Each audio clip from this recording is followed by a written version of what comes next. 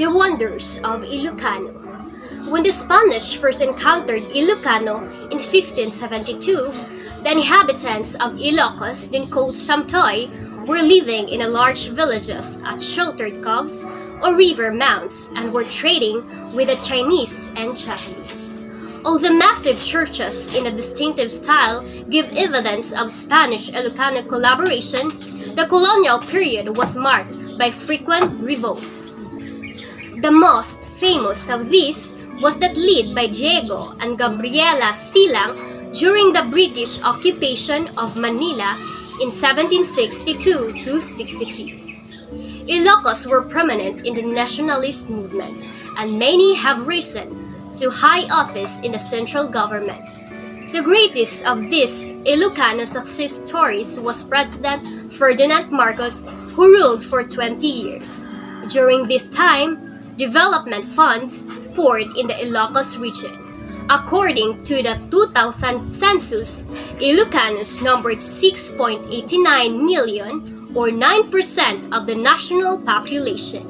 Among all Filipino ethno-linguistic groups, the Ilocos are the most famed as migrants. Settling since the 19th century in sparsely populated stances of the northern central plain of Luzon, provinces of Pangasinan, Tarlac, and Nueva Ecija, and of Cagayan Valley in the northeast. The Ilocano is the third largest ethno-linguistic group in the Philippines, which speak a Western Indonesian language of the Northern Philippine group, whose closest relatives are the language of neighboring mountain peoples. Ilocano has become the lingua franca of Northern Luzon, with as many as 2.3 million second language speakers, as Ilocano traders have long provided highly peoples with their primary link to the commerce of the outside world.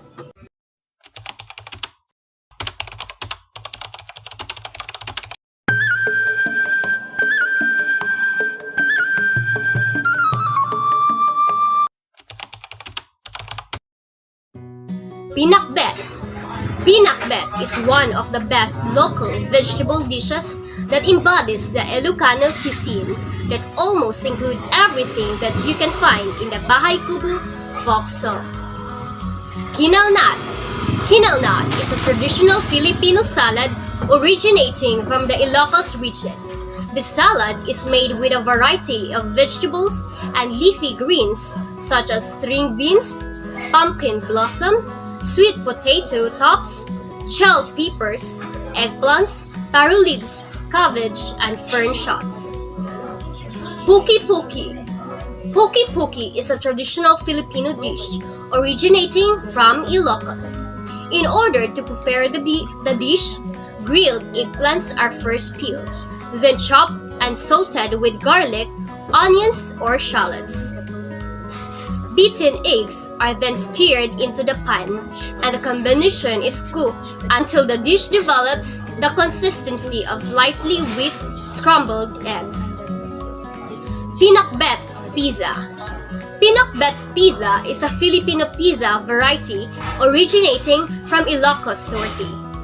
It's traditionally topped with vegetables such as tomatoes, eggplant, long beans, okra, and bitter ground, making it suitable for vegetarians.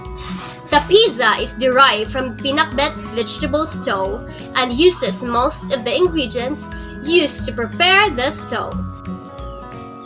Dinengdeng. Dinengdeng, also known as abrao or inabrao, is a traditional Filipino soup-like dish that's primarily made with a wide array of vegetables. It originates from the Ilocos region. The dish is typically prepared by boiling water in pot, seasoning it with bagoong fish sauce, and then adding the vegetables, followed by fried or grilled fish on top. Bukayo.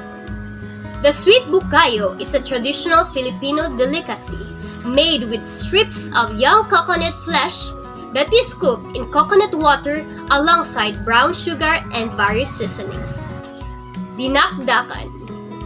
This food is like a sisig, but is cooked with more grilled parts of a pig, like liver, ears, tongue, brain, and face. Dinakdakan is a food introduced by Ilocano, since they never wanted to waste food such as part of a pig. Pinapaitan. The rich and flavorful papaitan is a popular Filipino soup which consists of goat or cow innards such as heart, tripe, or liver, simmered alongside garlic, onions, and various spices.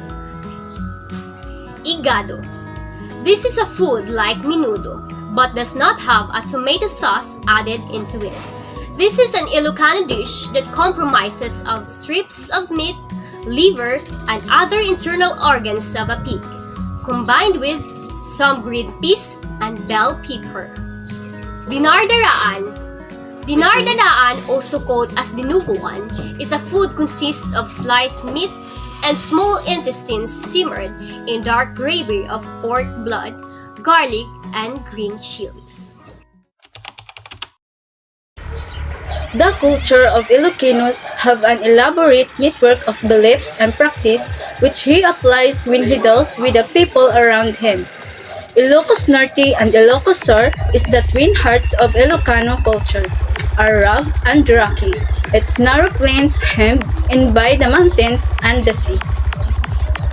Ilocandia has a rich culture reminiscent of colonial times. Vigan is the colonial metropolis and considered as the Intramuros of the North. It still retains the Castilian colonial architecture of the times. Lined along its narrow and cobblestone streets are old Spanish-type houses. It's commonly called vegan house. Dances were mainly a reflection of the gracious ways of the Ilocano. The dinaklisan is a dance common to fisher folks.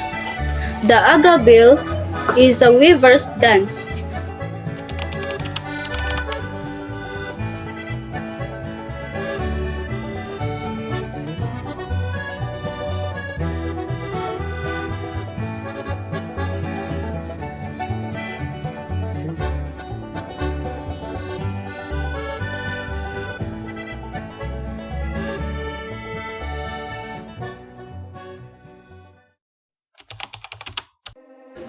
The values of the Ilocanos are hardworking, determined, simple, and as well as appreciative. But they are also known for being stingy or kuripot in their tongue. Yet, for them being called, this is just a joke among all Filipinos, not as a negative description of their kind. Ilocanos share the same basic values as other Filipinos, such as vain, which corresponds to hiya or amor proprio, or face or sense of shame. The fear of gossip and the desire to avoid the envy of others serve as strong pressures for conformity before pushing through with his or her own plans. A person feels alarming the need to figure out how others will react first in order to avoid embarrassment. It is essential to show panagdayaw or proper respect for the sensitivities of others. This requires that individuals speak about themselves only in the humblest of terms. Although Ilocanos are group-oriented, they also value a certain individualism or agwayas. One should not reveal his or her inner intentions to others, since it is unwise to be too trusting. A person is expected to overcome life's challenges through his or her own hard work, limiting his or her dependence on others to obtaining aid from close kin. However, Ilocanos do form savings associations, including as many as 50 women in a neighborhood. Mutual aid associations is financing members' major celebrations and labor exchange arrangements. Life passage parties and fiestas provide teenagers their main opportunity to chat and joke. For a young man to initiate a courtship is a serious matter, since the only proper end is marriage. On his first visit to the house of a young woman, the young man takes one or two companions with him so that he can get their opinion. During the second visit, the companions excuse themselves to allow the young man to confess his feelings to the young woman.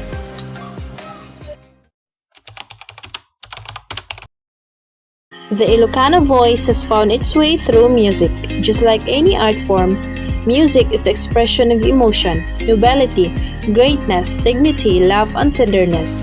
Ilocano music has achieved popularity even in foreign lands where many Ilocanos have migrated to find greener pastures. Listening to homegrown music is like being transported back to home. Plenty of our homesick kababayans find solace in it. They feel that they are in closer proximity to their roots, making them say, so to speak. Ilocano music is the soul of an Ilocano gathering, especially in Hawaii and California.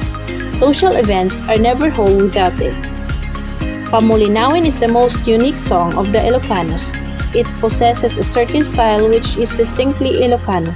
It sounds ancient both in melody and language. It is cherished for this reason as a pearl of their ancestral culture, because of its uniqueness and universal appeal to Ilocanos. In addition to its antiquity, the song symbolizes an inspirational fountain from which had effused all the beautiful poetic and melodious expressions of tenderness and devotion created by Ilocano lyricists. It is the most popular song among Ilocanos. There is no genuine Ilocano who does not know the song by heart. Because of its appeal to the Ilocanos, it has become the regional theme song of Ilocania. Other songs of the Ilocano is Manang Vidal. It is a well-known Ilocano song, and it is all about an older sister whose name is Biday. It is a traditional Ilocano folk song in northern Luzon, particularly in the province of Ilocos. This song implies the courtship of a young maiden named Manang Vidal. Serenading a love interest is a custom of the Filipinos. Until today, it is still practiced by the Ilocano. It is also a courtship dance. It was originally composed by Florante Aguilar. Traditional Ilocano handicrafts like the enamel fabrics and Bornay jars are folk arts that continue to tell its tales for many hundred years now. They are not only relevant to the northern region but also to the development of art and culture in the Philippines. Enamel is a fabric customarily made of cotton fiber turned into spools and beeswax brush yarn and woven in the handloom. From it comes out beautiful blankets, pillowcases, table mats, sweaters, and shawls. Traditional designs include the geometric binakol or inuritan, the spiral kusikos, and the flower-cooled sinensabong. Bornay pottery, as vegan, is known for its historic ancestral houses that illustrate a fusion of architecture from Spanish colonial time with Asian influences. The people of Vegan also exert great effort to preserve the tradition of making burnay. Burnay is unglazed earthen jars, an industry that dates back to pre-colonial times when immigrants from China came and settled in Vegan. Burnay jars have small openings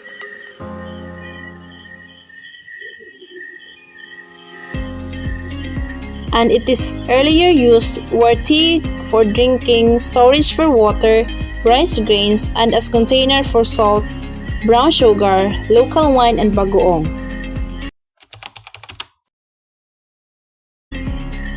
The traditional Ilocano dress made from enamel reflects the admirable qualities of the Ilocana, her aura of quiet beauty, appealing shyness, and dignity in manners.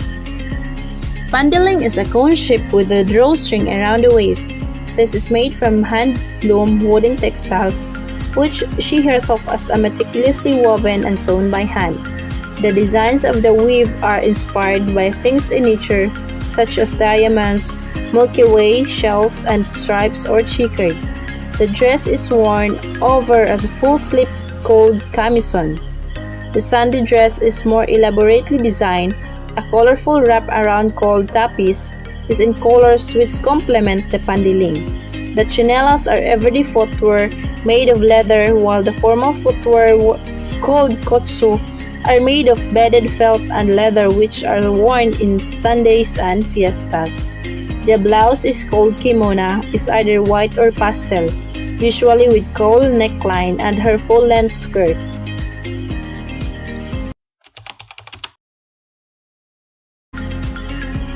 The Ilocano Philippines, numbering 11,100,000, are no longer unreached.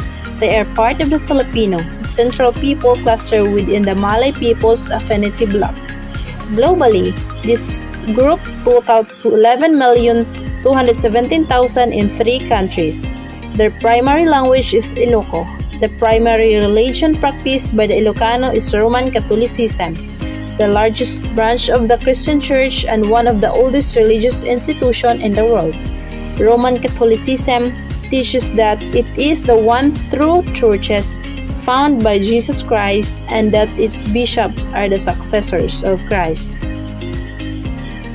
The term Ilocano is used to refer to the people living or are native in the provinces of Ilocos Norte, Ilocos Sur, La Union, and certain sections of Pangasinan, Tarlac, Cagayan, Isabela, Nueva Vizcaya, and Nueva Ecija.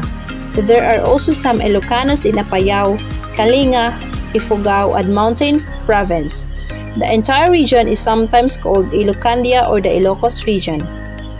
Ilocanon literature pertains to the literary works of writers of Ilocano ancestry regardless of the language used, be it Ilocano, English, Spanish, or the other foreign and Philippine languages.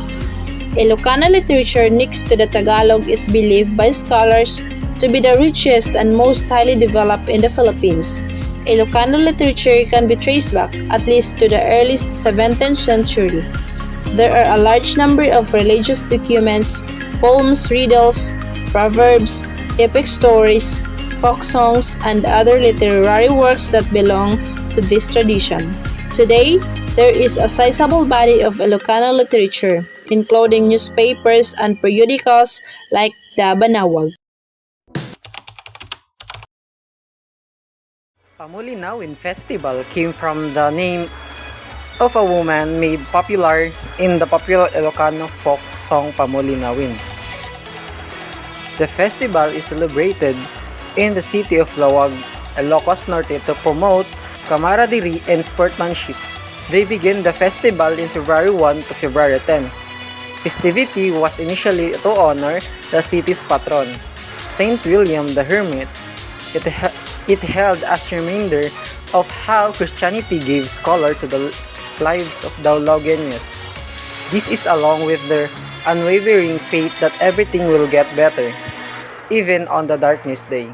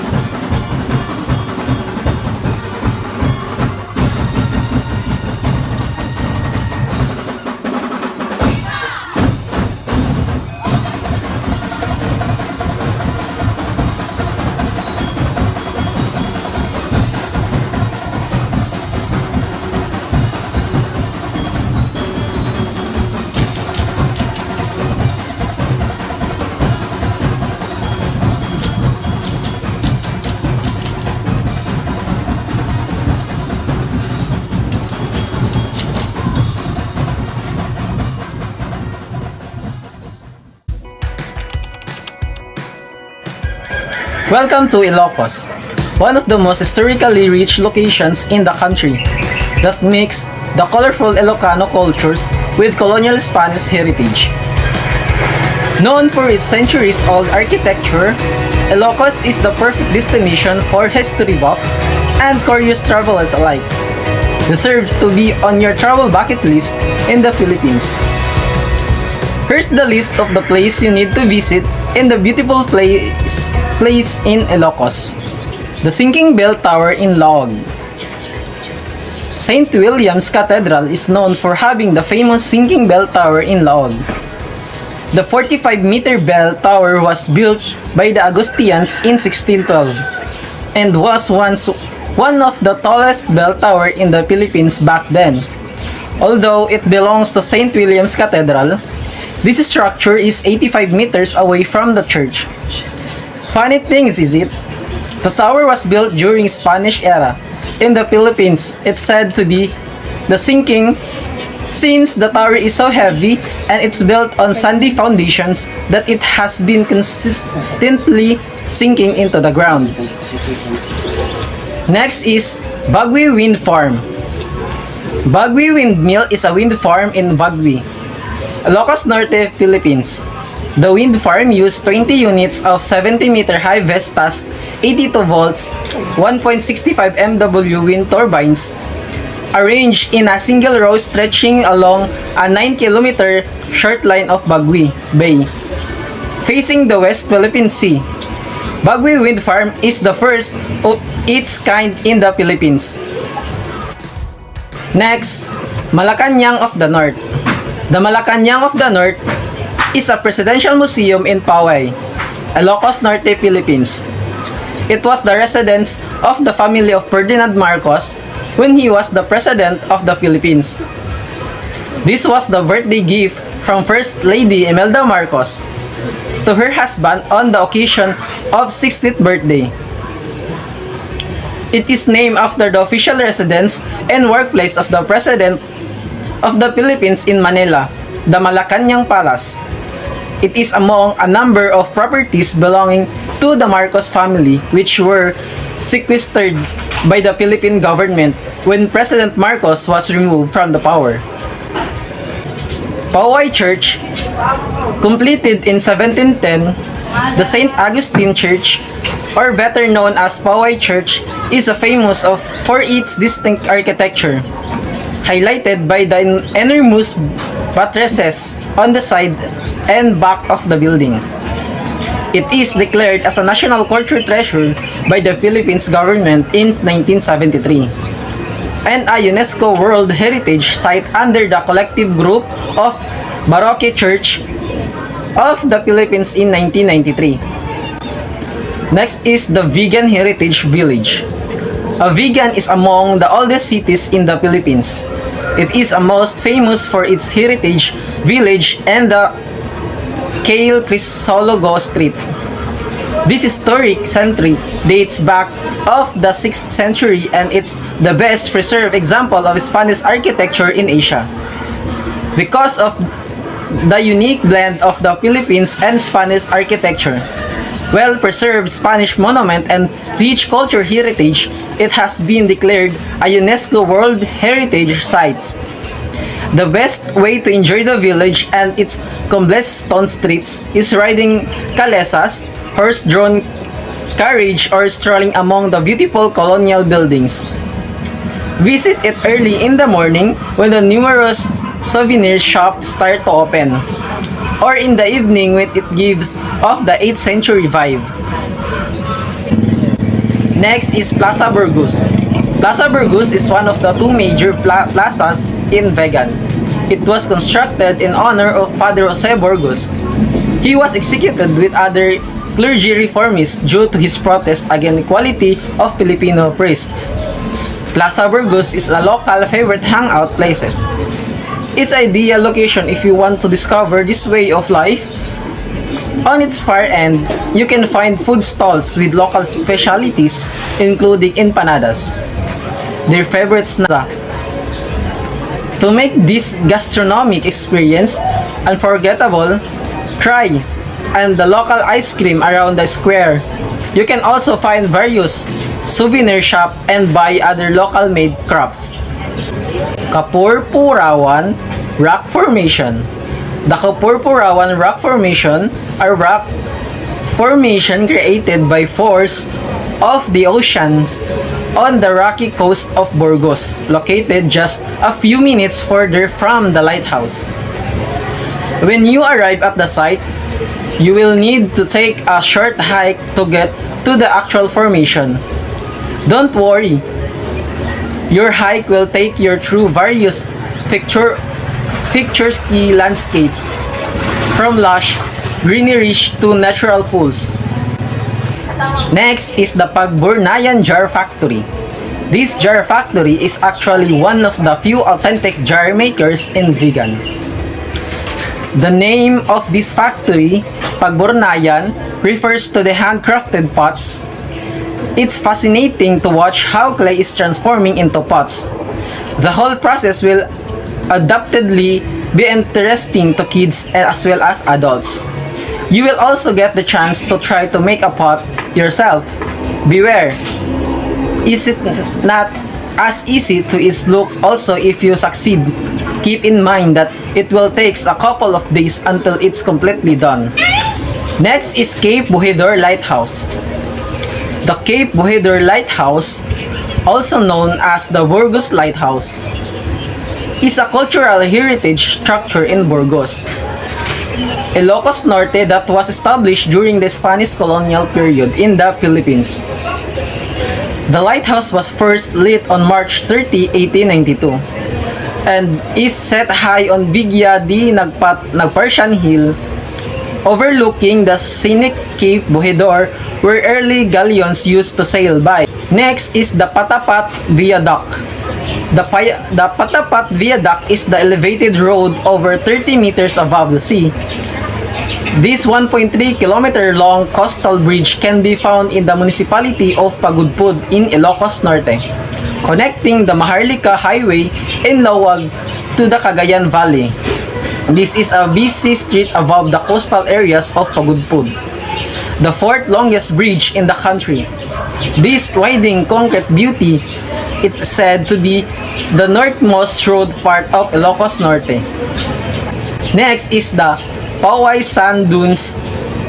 The Pawai Sun Dunes is an 85 square kilometer protected sandy coastal desert and beach located in Pawai, Ilocos Norte, in the Philippines. The area is popular for recreational activities such as sandboarding and 4x4 vehicle riding. Don't get confused, La Paz Sand Dunes is different from Pawai Sand Dunes. The one Pawai is bigger than La Paz. Next is the La Paz Sand Dunes. La Paz Sand Dunes is a unique attraction in the city of Lawag for being a sandy coastal desert with an area of 85 square kilometers. This is considered to be a National Geological Monument because of its uniqueness being a desert environment.